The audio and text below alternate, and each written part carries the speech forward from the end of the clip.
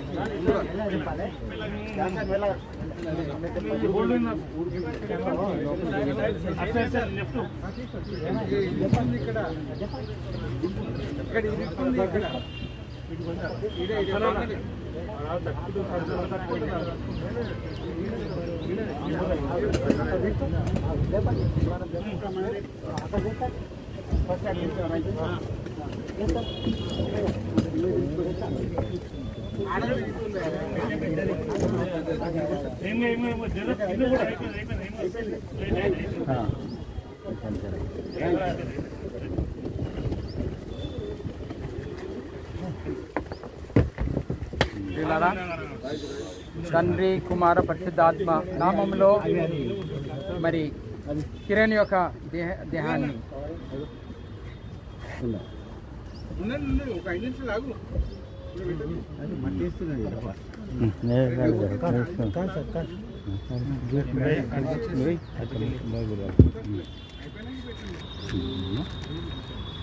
మరి కుమారుడు కిరణ్ యొక్క దేహాన్ని మట్టికి మన్ను, దుమ్ముకి దుమ్ము, ధూళికి ధూళికి అప్పగించుకున్నాను.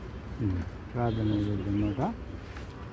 ప్రియులారా, మట్టిగా మనం చేస్తుండగా మనకున్నటువంటి గొప్ప నిరీక్షణ ఏమిటంటే, ప్రథమ ఫలముగా క్రీస్తు మృతుల్లో నుండి లేపబడ్డాడు కనుక ఇక్కడ కొరింథీ పత్రికలో మనం ఎరిగిన లేఖనాలు, క్షయమైన శరీరం, అలాగే ఘనహీనమైన శరీరం, బలహీనమైన శరీరం, ప్రకృతి సంబంధమైన శరీరం, ఆత్మ సంబంధమైన శరీరంగా, మహిమగల శరీరంగా లేపబడుతుందని నిరీక్షించారు.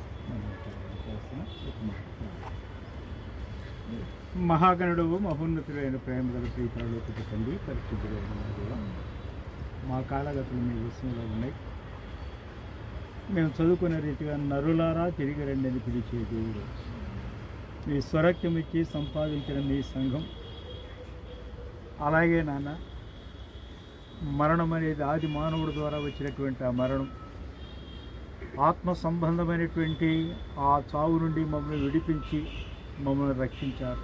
కానీ ఈ శరీరం అనేటువంటిది మట్టిగా చేయబడేటువంటి ఆ నియమాన్ని మీరు ఇచ్చారు కనుక గొప్ప నిరీక్షణతో మా ప్రియ ప్రభు రాబోతున్నాడని, మృతులంతా తిరిగి లేస్తారు, సజీవులుగా ఉన్న మేము మార్చబడతామని నిరీక్షణతో కార్యక్రమాన్ని చేస్తుండగా ఇంతవరకు కుమారుడి జీవితంలో మీరు చేసినటువంటి ప్రతి కార్యాన్ని బట్టి స్తుతిస్తూ నిరీక్షణతో ఈ కార్యాన్ని మేము జరిగిస్తుండగా మీరు రాకడ కొరకు వేచి ఉంటాం. మా ప్రభుని యేసుక్రీస్తు వారి పేరిట వేడుకలు ప్రార్థిస్తున్నాము.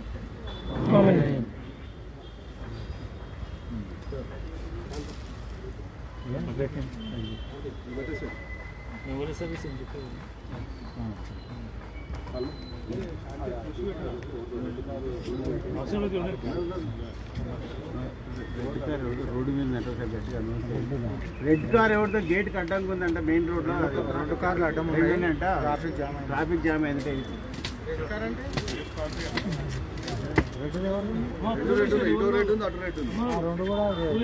జామ్ అయిందంట, రోడ్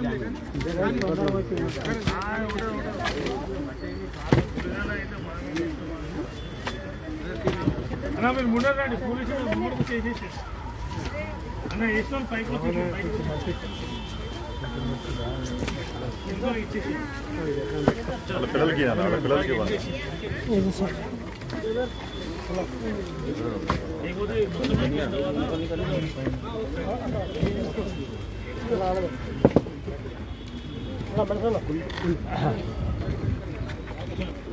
ప్రియులారా, ఒక మనవి, ఈ ఆదరణ కూడిక అనేటువంటిది ఇంకా నిశ్చయం చేయలేదు.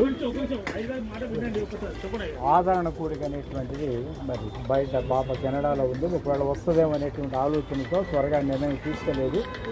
తర్వాత ఆ డేట్ నిర్ణయించినప్పుడు మీకు వాట్సాప్ ద్వారా తెలియజేస్తాం. We'll let you know about the memorial service. Afterwards.